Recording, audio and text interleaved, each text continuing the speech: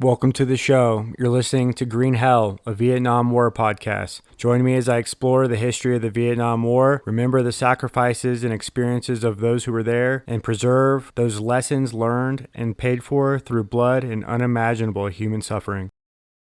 Hey, welcome back, everybody. I'm your host, Stephen Comstock. As of this recording, it is May 2nd, 2025. And actually, a few of you may have noticed, but this is in fact the second time that I'm releasing this episode. Originally, I dropped it last week, but I was re-listening for quality control and realized that some of the information I was presenting was inaccurate. I was horrified, so I immediately took the episode down. I'll be honest, I relied too heavily on AI and got punked. To be fair, it wasn't Grok who misled me. It was Microsoft Copilot. Anyway, I won't go into the nature of my fake news, but it had to do with timelines and details that were being incorrectly compiled by Copilot. And I failed to do my homework until after the fact, which, as an RI told me on more than one occasion, is, quote, a major fucking minus, Ranger. And so, therefore, I am a no-go at this time.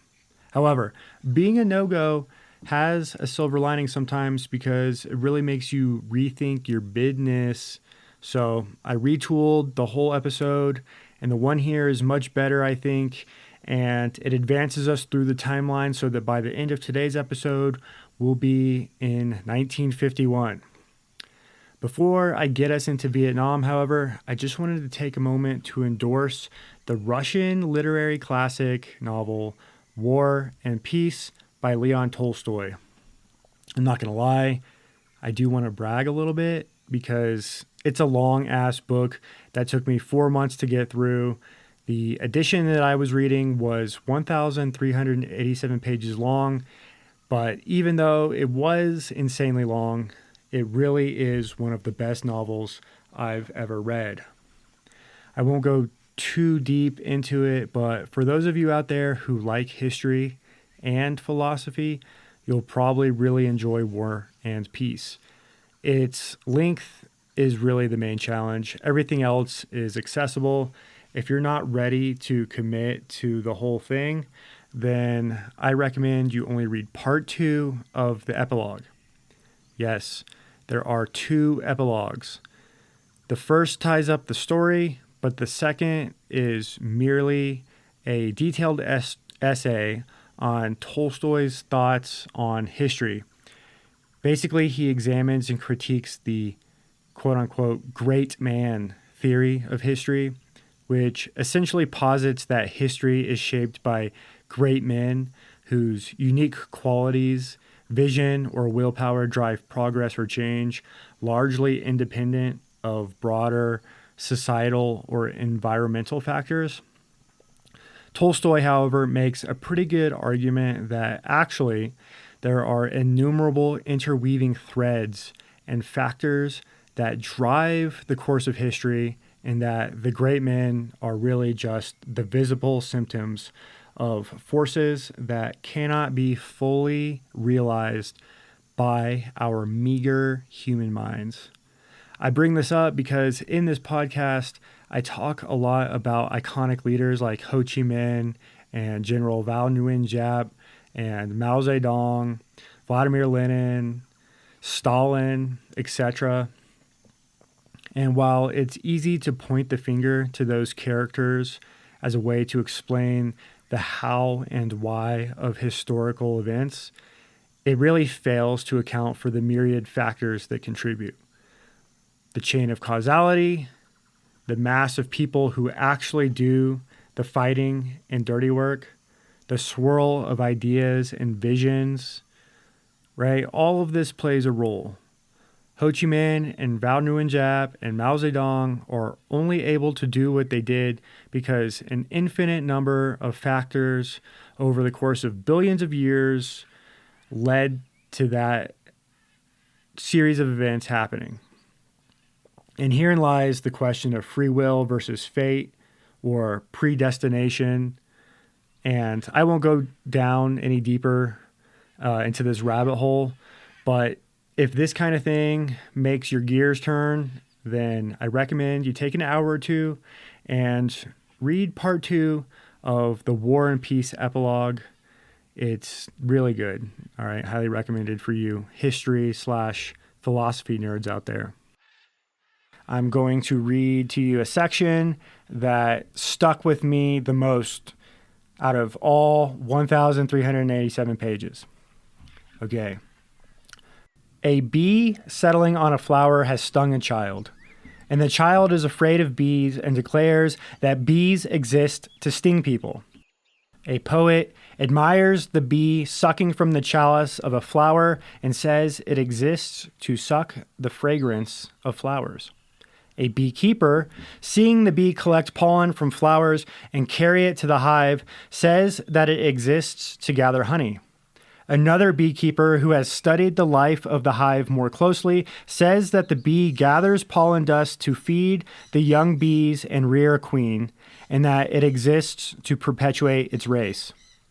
A botanist notices that the bee, flying with the pollen of a male flower to a pistil, fertilizes the latter, and sees in this the purpose of the bee's existence. Another, observing the migration of plants, notices that the bee helps in this work and may say that in this lies the purpose of the bee. But the ultimate purpose of the bee is not exhausted by the first, the second, or any of the processes the human mind can discern. The higher the human intellect rises in the discovery of these purposes, the more obvious it becomes that the ultimate purpose is beyond our comprehension. All that is accessible to man is the relation of the life of the bee to other manifestations of life. And so it is with the purpose of historic characters and nations. All right, and there you have it. That's just a little taste, but you can probably see how, for a history podcast, it's kind of fitting. Okay, so since the last 3 episodes were about Russia and communist roots and beginnings, I'm going to take a minute and we're just going to cruise through a quick recap. The Democratic Republic of Vietnam, aka the DRV, as you'll recall, began in 1945 when Ho Chi Minh announced Vietnamese independence from France. There were numerous nationalist political groups that all disagreed about many things, but agreed on one. A united front against France was absolutely necessary in order for them to succeed. By 1946, the DRV consisted of a collection of nationalist groups, some communist, others not, but ultimately the DRV was led by Ho Chi Minh, the president, Vo Nguyen Giap, who was at first the Minister of the Interior and then became the Minister of Defense, Pham Van Dong, who was the Deputy Prime Minister, Truong Chinh, who was the General Secretary of the Indo-Chinese Communist Party, and Nguyen Long Bang, who was the Vice President of the DRV. The core leadership were pretty much all staunch communists. Ho Chi Minh, as we've discussed, studied Marxist-Leninist revolutionary theory in Russia in the early 1920s. Giap, too, was a lifelong communist, and Truong Chinh was the chief ideological leader of the Indo-Chinese Communist Party, and he was instrumental in guiding the policy direction of the Viet Minh and, ipso facto, the DRV. As covered in previous episodes, the Viet Minh systematically worked to undermine the non-communist nationalists, consolidate power, and win over the peasants in the countryside. This was in keeping with the Bolshevik playbook of mobilizing the peasants using propaganda and the promise of land reform. The Viet Minh used the peasants in several key capacities: militias, semi-regular soldiers, and general labor. By general labor, I mean porters, construction workers, laborers. Between the militias, semi-regulars, and the Vietnamese National Army, the bulk of the DRV's efforts were centered on fighting at the edges of French control. Between 1946 through 1947, The Viet Minh had significantly sidelined the non-communist nationalist groups by arresting, assassinating, or otherwise intimidating their political rivals.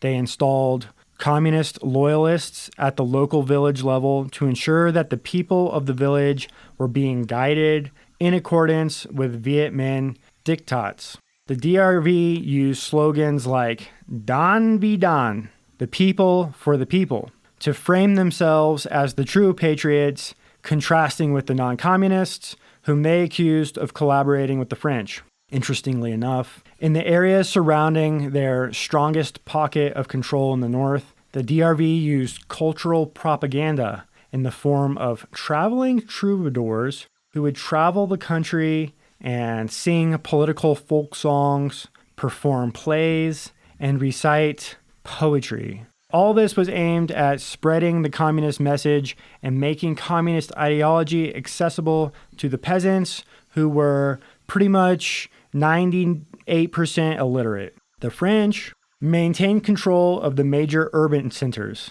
This included Saigon, Hue, Haiphong, Hanoi, and the Mekong Delta in the south. These urban coastal centers facilitated French economic activity, which was, ironically, also extremely critical to the DRV war effort, as they desperately needed the French piastre to help fund their war.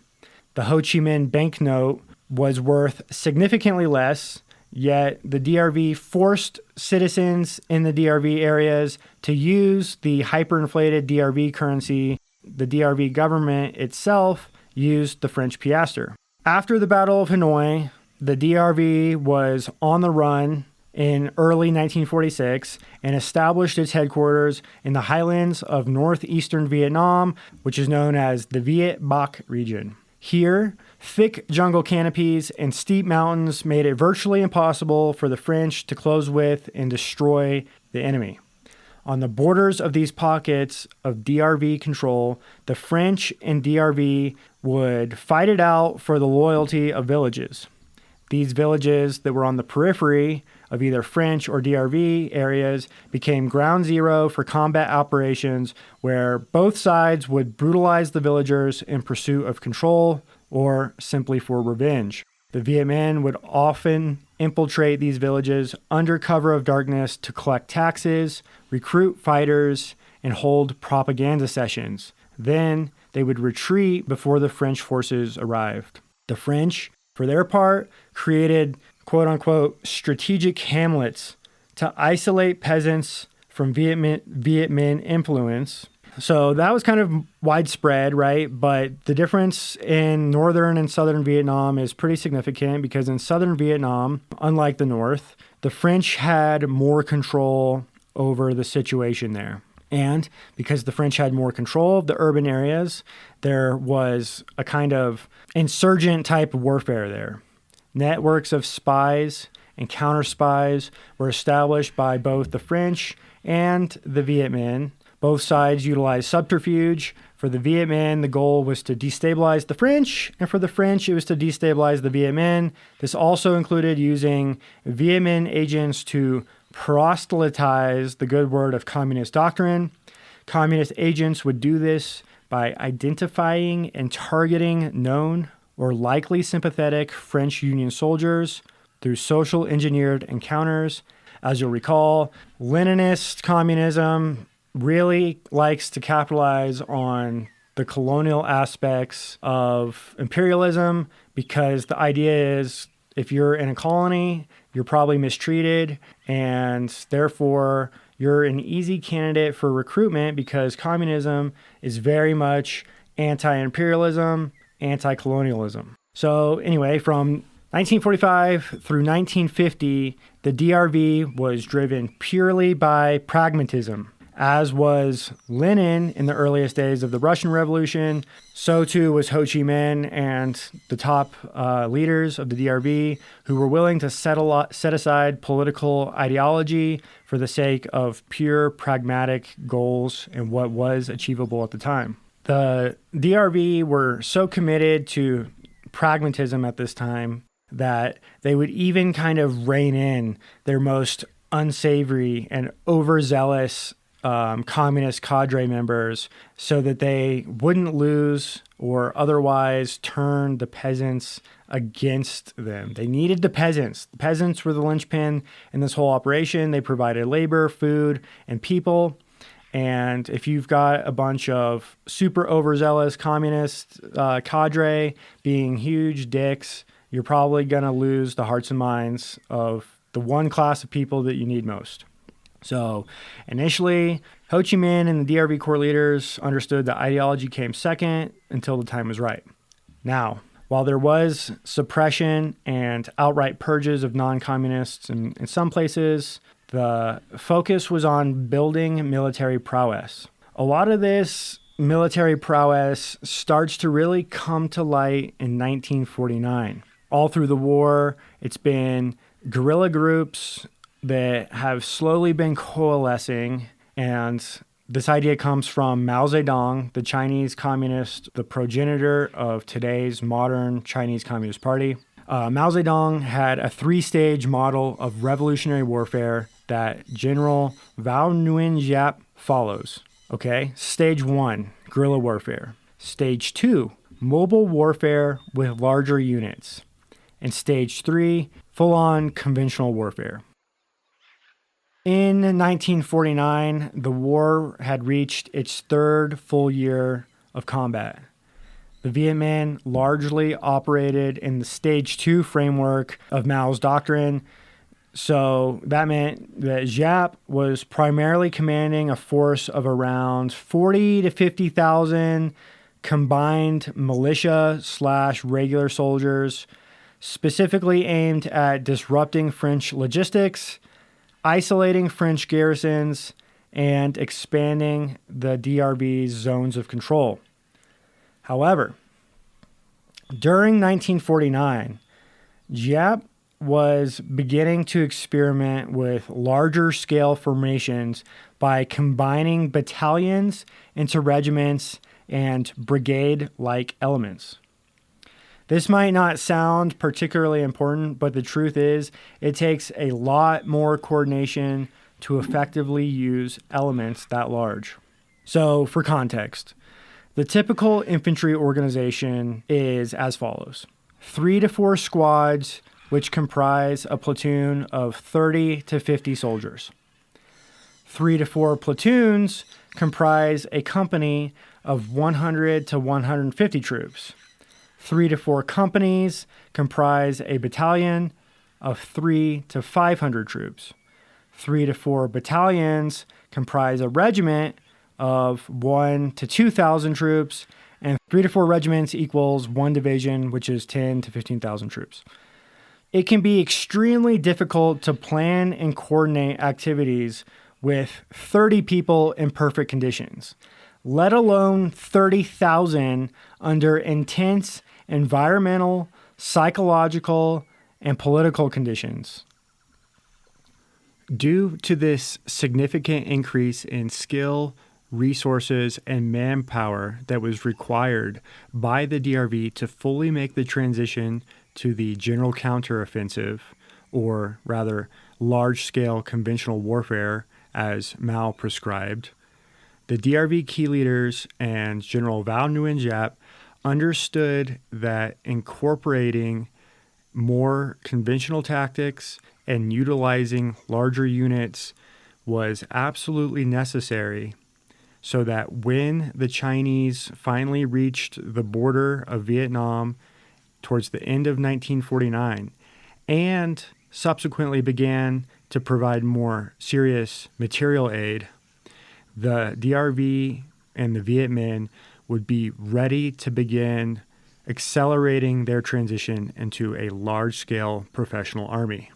And so it was that by 1949, the guerrilla groups had transformed themselves into battalions, and then into regiments. And in 1949, that's where we see General Vao Nguyen Giap starting to play with utilizing companies and battalion-sized elements against the enemy. Okay, so what's an example of this?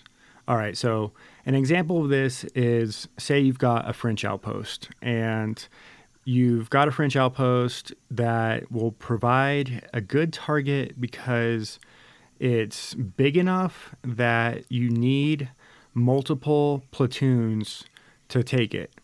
Okay? And so you'd send one company to conduct link up with local militia forces. The local militia forces, they know the area, and so they're able to lead your company covertly into the area of operations without being detected by French air reconnaissance or foot patrols. Now, once the local militia has led the regular company, the regular army company, into position, that company relies on the local militia's intelligence and reconnaissance support to provide valuable locations as to where to set in place for a raid on this outpost. Okay? Then, once in place, this company which is comprised of 2 or 3 platoons, maybe 4, right, has to coordinate amongst themselves for timing and other logistical concerns. They initiate the raid, and they assault through the outpost, and then once it's been captured, okay, they are going to exploit it for resources. Enemy intelligence, enemy prisoners, enemy equipment, and enemy ammunition that can be captured and utilized. Everything else, they're going to blow up. Now, at this stage in 1949, they didn't have the resources to hold an outpost after it was captured. All they could do is exploit it and fall back into the wilderness. Now, the French were generally fortified pretty well and had radio comms with higher headquarters, which could dispatch reinforcements to their aid. And oftentimes, they would dispatch a convoy or a mobile group of infantry in armored vehicles that would power up one of the main roads to get to this relatively isolated outpost. And while this convoy was on their way, General Giap's other company would be set up along this road to conduct one or more ambushes. These ambushes would, at the very least, slow down the responding French reinforcements and, at best, completely annihilate them. Now, generally, it was somewhere in between, but the result was two-pronged. It slowed the French reinforcements enough so that the raiders of the French outpost could fall back with their bounty into the mountains and escape north towards China. And 2, it further degraded French morale and material. Now, all this is fairly straightforward in terms of modern military tactics, but when you're evolving your guerrilla force into a conventional army, straightforward is all that you need. And the key skills that General Giap was trying to build here were communication skills, right? It takes a lot of coordination from squad up to company and then companies with other companies to carry out a successful combat operation. And the other thing was incorporating successfully intelligence and supply support from local militias and civilian porters who would flood an area with ammunition and weapons ahead of time. So throughout 1949, General Giap and the Viet Minh utilized battalion-sized elements to conduct combat operations against French outposts and along French supply lines to disrupt or otherwise degrade the French ability to consolidate control over the northern parts of Vietnam. In addition to training up his military to be more effective at using larger scale, more conventional style tactics, General Van Nguyen Giap also sought to expand the area of the Viet Minh base in the north and to also begin opening up supply routes so that when the Chinese Communist Party secured victory later in 1949, which they foresaw coming in advance, they would be well prepared to start receiving large material aid from the Chinese. General Giap can articulate his specific goals during this period much better than I can. So I'm just going to quote his words as they're written in Bernard B. Fall's book, Street Without Joy. General Giap says, quote, "The enemy will pass slowly from the offensive to the defensive. The blitzkrieg will transform itself into a war of long duration. Thus, the enemy will be caught in a dilemma. He has to drag out the war in order to win it and does not possess, on the other hand, the psychological and political means to fight a long, drawn-out war." End quote. Okay, by 1949, the Chinese Communists reach the northern border of Vietnam, and this proves the turning point for the DRV.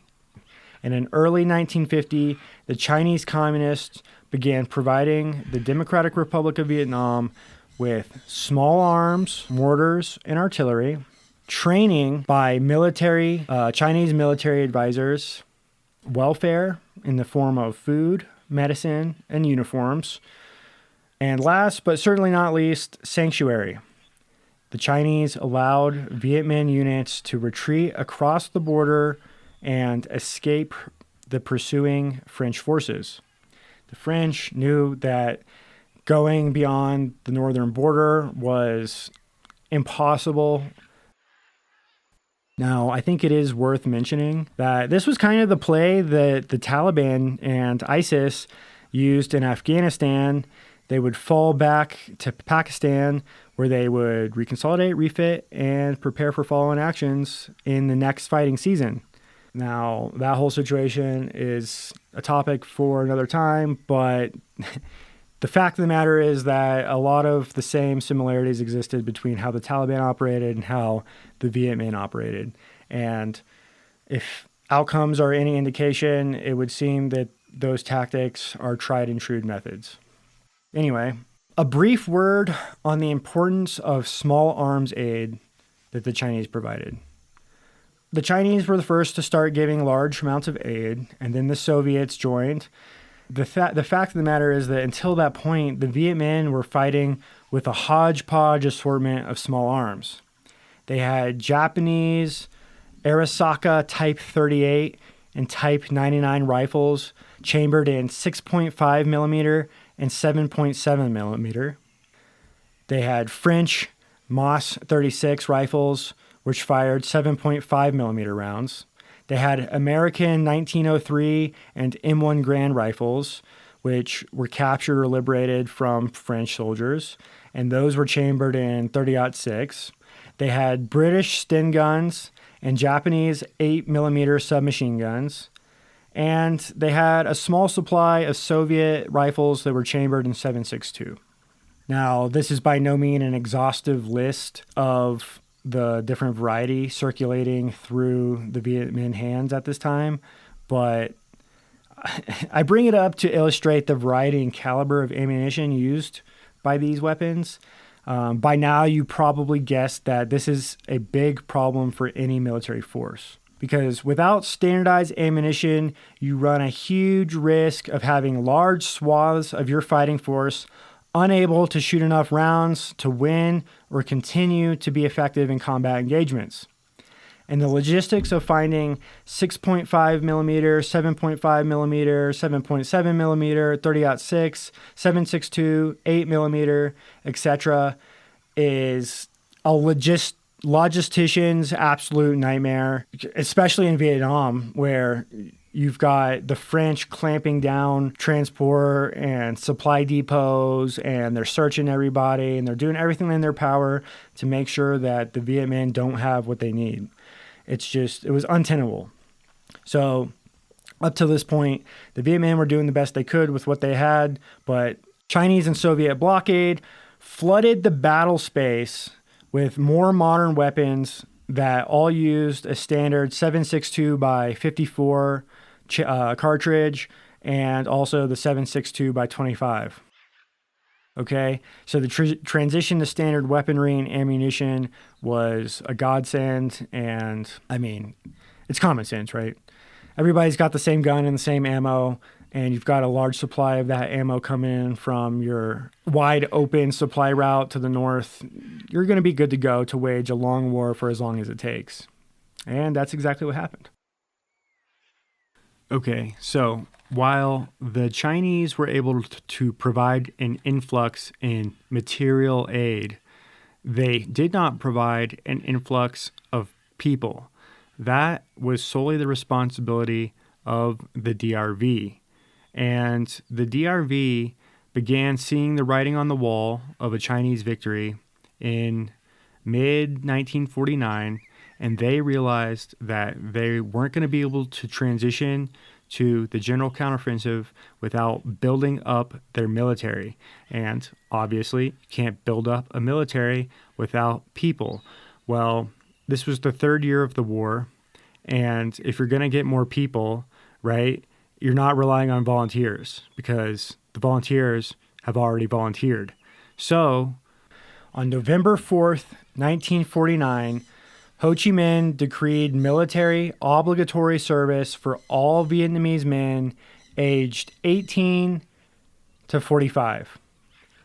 Interesting but unrelated side note, the minimum draft age for Ukrainians is 25, which was recently lowered from 27. Anyway, getting back.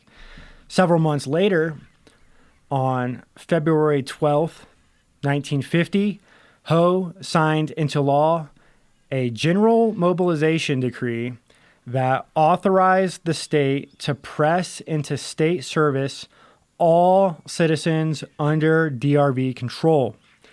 These civilians were organized into work teams for the transport of supplies and also laborers to repair transport infrastructure. Furthermore, the government declared the right to requisition animals and equipment. They also ordered peasant farmers to adhere to personal consumption mandates and to meet specified output quotas.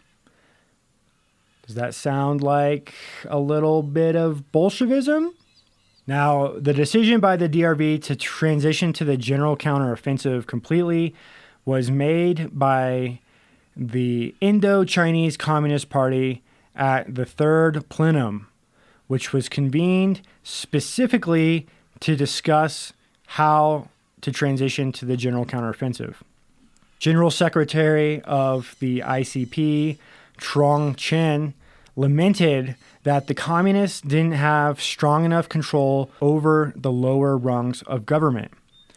Up till then, the local government was a power-sharing arrangement between the various nationalist entities. And remember, a lot of them weren't communists. The problem for the communists was that the non-communists at the local level weren't as ideologically committed to the communists' vision of the future, nor their authority, and so they weren't exactly willing to give in to the demands that the DRV levied on their income, their property, and the labor that was required of them. Trong Chen, the chief ideological leader of the ICP, made it clear when he said, quote, "Our state has been too soft, and now is the time that the rich must contribute rice when the soldiers spill their blood and the poor give their labor. The state is extremely humanitarian, but it is also extremely determined," end quote. So just keep in mind, all of this policy about transitioning to the general counteroffensive was being discussed on the Indo-Chinese Communist Party's own accord, at its own private meeting where only members of the party were in attendance. The non-communists were left completely out of all discussions as to how the war would be waged. There weren't any non-communists at the top rungs of the DRV, and while Ho had initially proposed a united front in 1945, the situation by 1950 proved that that had been a pragmatic lie all along. But, lie it may have been, it nevertheless proved effective because by October 1st, 1950, General Giap took the fight to the French in the first major way of the war. They began attacking one by one the string of French forts along the Chinese border with a force of 14 battalions of regular infantry and 3 artillery battalions. The French force along the border numbered close to around 10,000 soldiers, but despite that fact, it was separated from the main French areas of control by about 300 miles. And thus, the French never really stood a chance, and I'm going to quote from Bernard B. Fall's Street Without Joy, because he is the preeminent expert, and this can articulate much better than I can. Quote, by October 17, all of the garrisons along the border, including 3 paratroop battalions, dropped in during the battle in the forlorn hope of reopening the main road to the key fort of Lang Son, had been completely destroyed. Lang Son itself, which could perhaps have been defended for a certain time, was abandoned in an almost panic with 1,300 tons of ammunition, food, equipment, and artillery still intact. When the smoke cleared, the French had suffered their greatest colonial defeat since Montcalm had died at Quebec. They had lost 6,000 troops, 13 artillery pieces, and 125 mortars, 450 trucks, and 3 armored platoons, 940 machine guns, 1,200 submachine guns, and more than 8,000 rifles. Their abandoned stocks alone sufficed for the equipment of a whole additional Viet Minh division. End quote. Now, Bernard B. Fall also has a little footnote, which I'm going to read. Quote, it should be remembered here that at the same time, exactly on October 24, 1950, the Chinese People's Volunteers made their appearance in North Korea and inflicted upon the American forces near the Yalu losses in men and equipment, which made the subsequent retreat from North Korea the most expensive American defeat since Corregidor. End quote. It goes without saying, but this was an absolutely crushing defeat for the French. 6,000 casualties, of which around 4,800 perished, is an astronomical number by any stretch of the imagination. Just for some quick context, as I like to do, the total number of combined military fatalities for Iraq and Afghanistan for the United States is about 7,057 military personnel. And the French lost about 90% of that number in one successful campaign by the Viet Minh over the course of only a few weeks. So for the French, those kind of numbers do not play well back at home in France, and the DRV were smart, and they knew that if they could turn public opinion against the war, they would wrap this thing up faster than it would take to do it militarily. So they won not only a military victory, but also a propaganda victory. And for their part, you got to think, man, the DRV were probably riding pretty high after that experience. This was the first time in 4-ish long years of combat against a superiorly armed and well-trained enemy that they finally gave it to them, and they gave it to them good. By New Year's Day, 1951, the French had lost all control of territory north of the Red River, which I know it's hard to understand how much territory that is without looking at a map, but that's basically everything north of the delta itself. A large ass swath of territory that extends all the way to the Chinese border that was being flooded with material aid and Chinese advisory groups. Riding high and feeling their oats, the DRV was ready to take the fight all the way to Hanoi itself by the second week of January. 81 battalions, including 12 heavy weapon battalions and 8 engineer battalions, were ready to transition completely to the general counteroffensive. The Viet Minh were so confident that they were going to liberate Hanoi that they started putting out propaganda leaflets with the inscription, Ho Chi Minh in Hanoi for the Tet.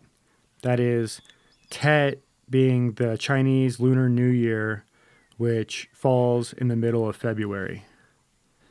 The French, for their part, had pretty robust intelligence networks, and so they identified the approximate location and concentration of the Viet Minh enemy, and they therefore set out to pincer them in a set-piece battle. And if you remember all the way back to Operation Leah, they had been trying to corner the Viet Minh in a set-piece battle the entirety of the war. But the Viet Minh kept falling back into the mountains and retreating into the jungles and were elusive enough that they couldn't ever wipe them out completely. Now was their chance because they knew that the Viet Minh were going to mobilize in more or less conventional warfare to try to retake Hanoi. And as a result, they planned to, in a judo-like fashion, take the enemy's momentum, turn it against them, and crush them completely. And while the French had suffered a pretty horrible defeat in the fall of 1950 with the collapse of their border presence, that wasn't to say that they were down or out. Not at all. This was only the first major defeat that they had ever experienced in this entire war. And new personalities came on stage that were going to majorly shift the vibe. Interstage left Marshal Jean de la Trobe de Tassigny. And I'm pretty sure I misspoke that pronunciation, but I don't speak French, so it's Jean de Lattre space DE space TASSIN, IGNY. Tassigny, I think is how you say that. Henceforth to be referred to as Marshal LDT. I did look up how to pronounce this, but it's harder than you would think. If you care to look it up, I welcome it.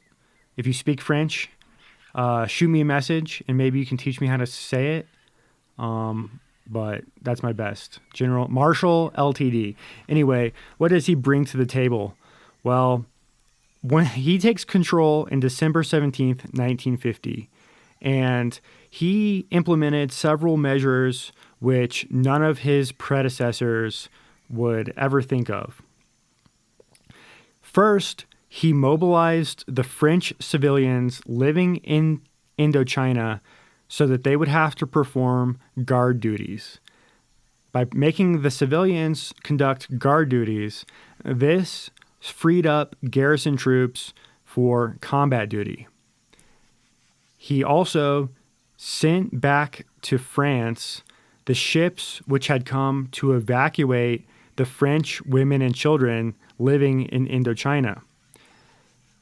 Marshal LDT said, quote, "As long as the women and children are here, the men won't dare to let go," end quote.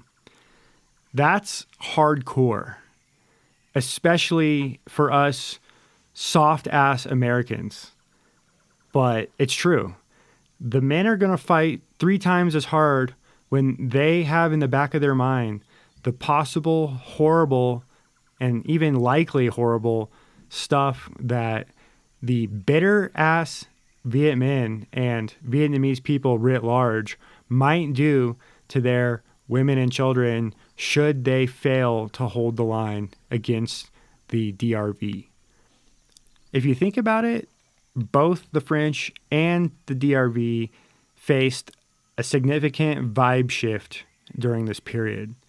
The Viet Minh were feeling their oats after a major victory against the French for the first time, and the French were starting to realize that this was a more serious situation than they had expected. They weren't going to get out of it easily because their women and children weren't going to go home to Mother France, and so the civilian populace had to switch mindset and get ready for war. Beforehand, the civilian populace was kind of taking advantage of the fact that French colonial troops and the French Foreign Legion were waging war on their behalf, and they didn't really have as much skin in the game. Now, they had skin in the game. In any event, the French knew that the enemy's intention was to come down in force from the northwest to the southeast along more or less paralleling the Red River towards Hanoi, and they were going to come through an area known as Vinh Yen. The French had two mobile groups, the North African Mobile Group, who was under the command of Colonel Edon, and Mobile Group number 3, under the command of Colonel Vernexim. And these two mobile groups were tasked with defending the approaches that the Viet Minh would take to come down from the high ground through Vinh Yen and then onwards towards Hanoi. And so they anchored a resistance in a series of hills emerging from the plains that sloped down towards the coast, i.e. towards Hanoi. The Viet Minh began their attack on January 13th, 1950, with the intent of dividing the French forces with a diversionary attack.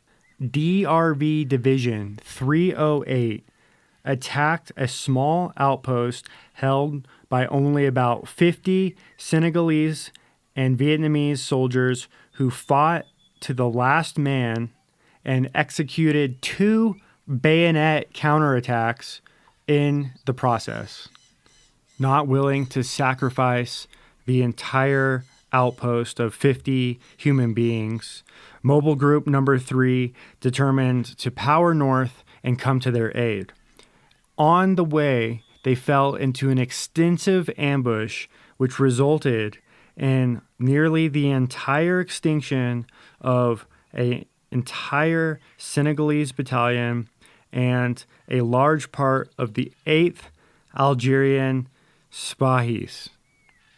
Fortunately for Mobile Group number 3, they had extensive artillery support at their backs, ready to give them reinforcements, firing from Vinh Yen.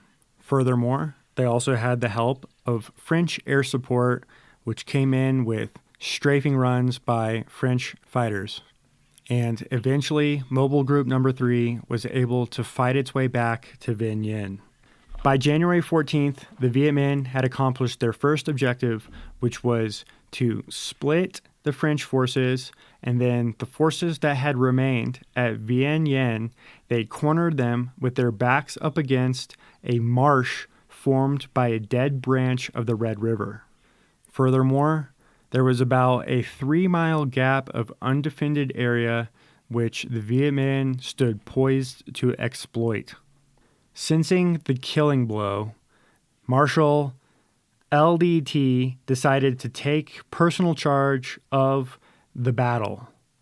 On January 14th, that afternoon, he flew into Vinh Yen with a small group of entourage, and from Vinh Yen, he ordered the beginning of a 1,000-kilometer airlift of reserve battalions coming from South Indochina to the north.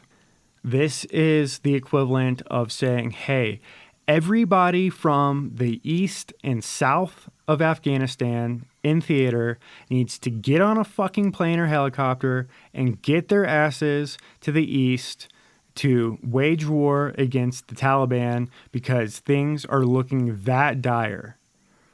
While the reserve troops were being coordinated and flown in, Mobile Group Number 1, which composed of 3 battalions of crack North African troops, was sent to break through immediately in the direction of Vinh Yen with ammunition for Mobile Group Number 3. By the afternoon of January 15th, Mobile Group Number 1 had successfully taken a key hill known as Hill 157, which overlooked the road to Vinh Yen. The reinforcing Mobile Group plus beleaguered Mobile Group Number 3, now plussed up with men and ammunition, was ordered to retake the hill line overseeing Vinh Yen. Like judo masters, the Viet Minh, sensing the concentration of forces that they were not willing to go up against, fell back, retreated, and began to reorient towards other areas of attack in the vicinity of Vinh Yen. As the sun was setting against the mountains on the evening of January 16th, the French began to observe the small groups of men comprising the entire 308th Division coming out of the woodworks to begin assaulting their positions. Dragging with them heavy mortars and artillery, the Viet Minh used an explosive base of fire to cover their movements as they assaulted hills 47, 101, and 210. It was at this point, and for the first time in the French Indochina War, that the French experienced human sea attacks, as they were called, where, just like in World War I, artillery and mortar fire suppressed the French on these hills, while Viet Minh forces charged ahead and then assaulted in human waves at the defended positions that the French occupied. Waves upon waves of Viet Minh light infantry charged the French hilltops and were cut down and obliterated by French artillery. Marshal LDT, again in Vinh Yen, sensing the enormity and gravity of the situation as these human waves assaulted the hill wave after wave, called in for all available fighters and bombers in the entirety of Indochina, and also transport planes that were capable of dumping bomb canisters to marshal into what became the most massive aerial bombardment of the entire Indochina War. Quoting Bernard B. Fall from Street Without Joy, quote, "Waves of fighter bombers threw up a curtain of roaring napalm between the attacking communists and the exhausted French defenders, literally roasting thousands of the enemy, but to little avail.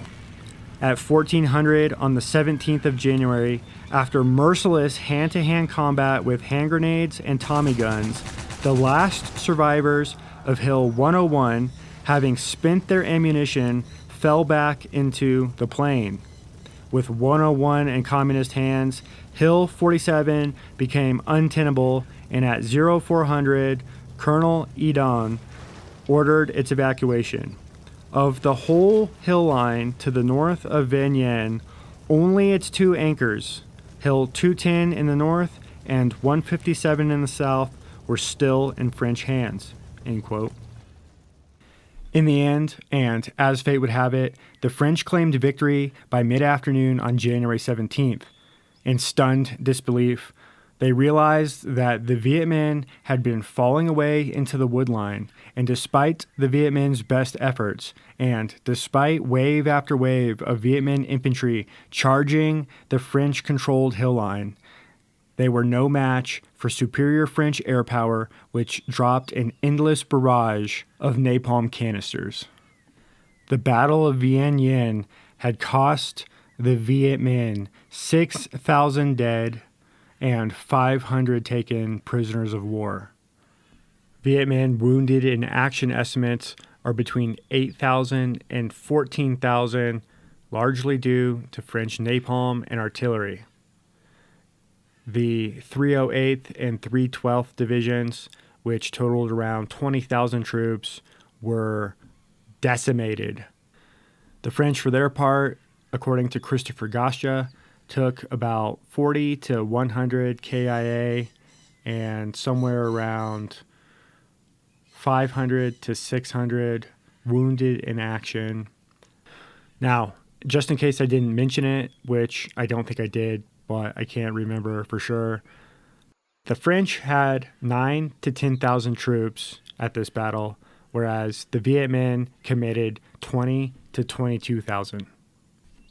Given the Viet Minh's 2-to-1 numerical superiority, and given the outcome for the Viet Minh, it just goes to show that air power and artillery really, well, and napalm, of course, really go a long way. In Street Without Joy, Bernard B. Fall records the following diary entry from a Viet Minh officer who is there at the Battle of Vinh Yen. The platoon commanders come over to me bringing resolutions and petitions from their men. It is always a great comfort to me, before every assault or particularly dangerous action, to feel the unity of the men and the cadres, and with it, that of the whole people's army. I accept all the petitions. Each platoon requests the honor of being assigned the most difficult or the most dangerous mission. All of a sudden, a sound can be heard in the sky, and strange birds appear, getting larger and larger. Airplanes. I order my men to take cover from the bombs and machine gun bullets, but the planes dive upon us without firing their guns. However, all of a sudden, hell opens up in front of my eyes. Hell comes in the form of large, egg-shaped containers, dropping from the first plane, followed by other eggs from the second and third plane. Immense sheets of flames, extending over hundreds of meters, it seems, strike terror in the ranks of my soldiers. This is napalm, the fire which falls from the skies. Another plane swoops down behind us and again drops a napalm bomb. The bomb falls closely behind us, and I feel its fiery breath touching my whole body. The men are now fleeing in all directions, and I cannot hold them back. There is no way of holding out under this torrent of fire which flows in all directions and burns everything on its passage. On all sides, flames surround us now. In addition, French artillery and mortars now have our range and transform into a fiery tomb what has been 10 minutes ago a quiet part of the forest. We flee through the bamboo hedge towards the west, and I cry, "Assemble in the woods behind the hill!" But who listens to me, and who can hear me? Behind us, French infantry now attack. We can hear their screams. We are now passing through the platoon which had remained in reserve. I stop at the platoon commander. Try to delay the French as much as possible. I'll try to regroup my men behind the hill. His eyes were wide with terror. What is this? The atomic bomb? No, it is napalm. The men continue to flee in all directions, and I see a political commissar, pistol in hand, trying desperately to regroup them. We can now hear clearly the yells of the enemy who is pursuing us. I don't know about you guys, but that's some powerful stuff right there. That's heavy. I can see why Bernard B. Fall included that in his book. And when I first read that, I had to reread it a couple times to fully grasp the magnitude of the situation that's being described by this poor Viet Minh officer and this, the Viet Minh soldiers that think they're about to give it to the French and they're going to retake Hanoi. And the goal for them was to be in Hanoi by Tet. And that's what they thought they were going to do. And, disappointment is one thing.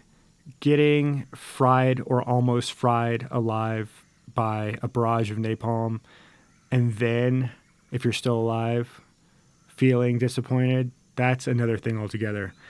And so, despite their best efforts, as I've said, the Viet Minh came to the conclusion that they were not yet ready for the general counteroffensive.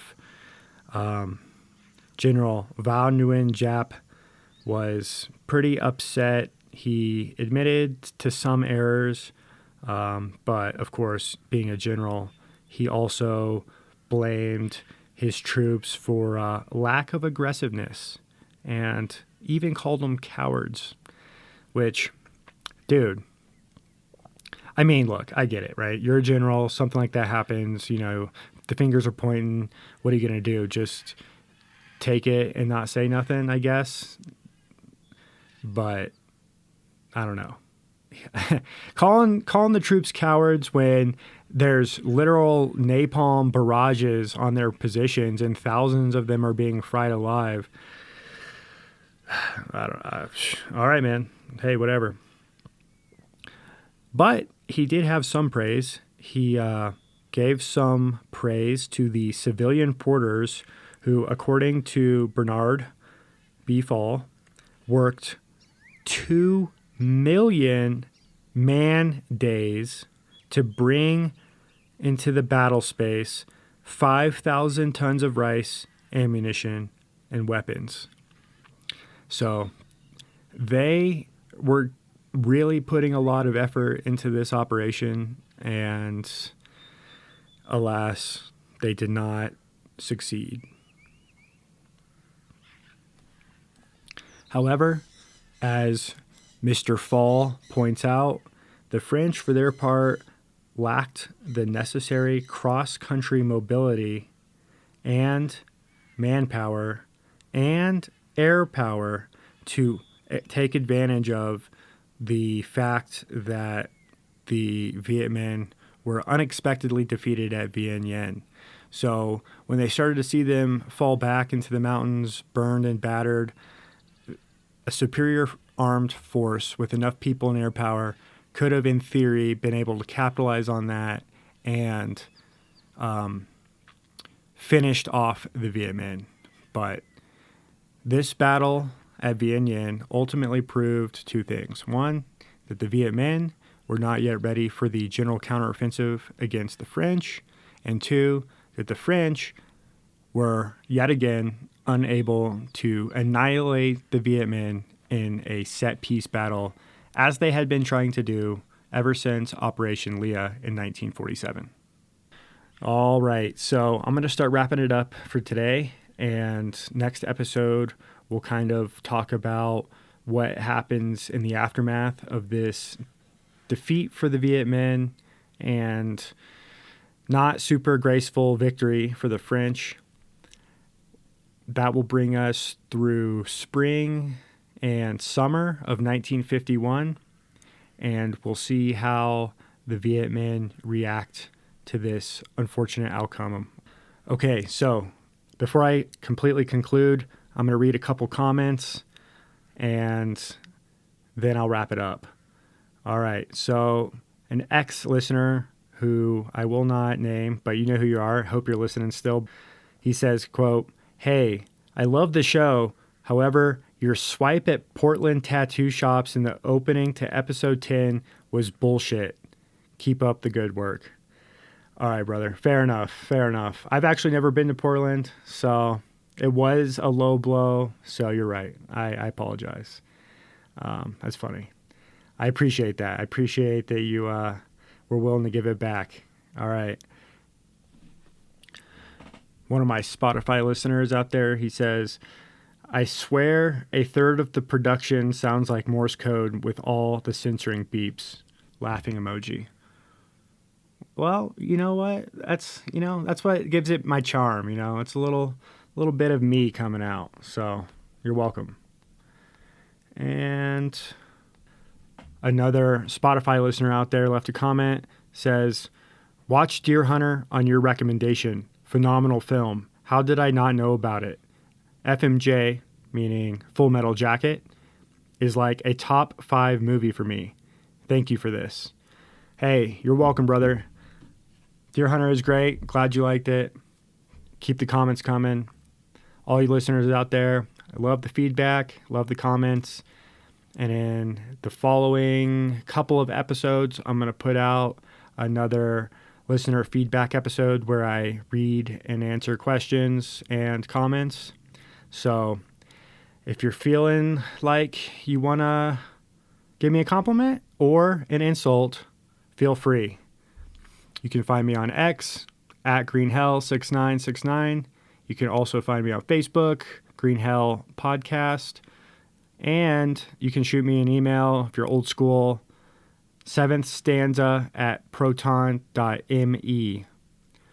All right, everybody, with that, be free. Peace.